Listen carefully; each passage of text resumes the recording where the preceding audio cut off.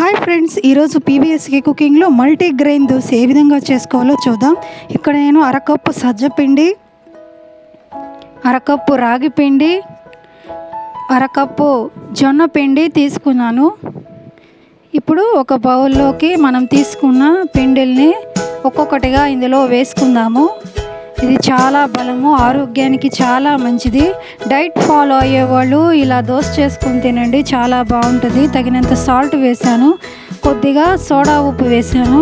ఇవన్నీ బాగా కలిసే విధంగా కలుపుకోవాలి.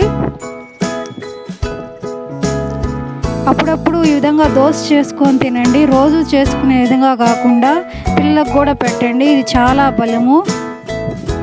మనం నీళ్లు పోసుకొని దోశ పిండిలాగా కలుపుకోవాలి, చిక్కగా కలుపుకోవాలండి.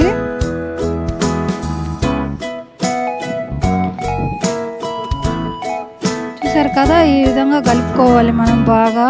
తగినంత నీళ్లు పోసుకొని ఇప్పుడు పెనం వేడి చేసి ఇప్పుడు దోశ వేద్దాము.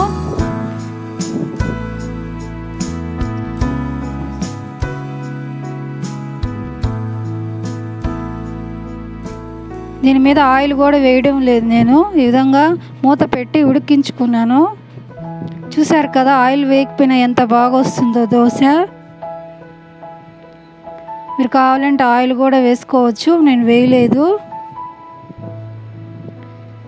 చాలా బాగుంటుంది, చాలా ఆరోగ్యము, ఇమ్యూనిటీ పవర్ కూడా బాగా పెరుగుతుంది. మీరు కూడా ఈ విధంగా దోశలు వేసుకొని ఇలా చేసుకొని తిని చూడండి.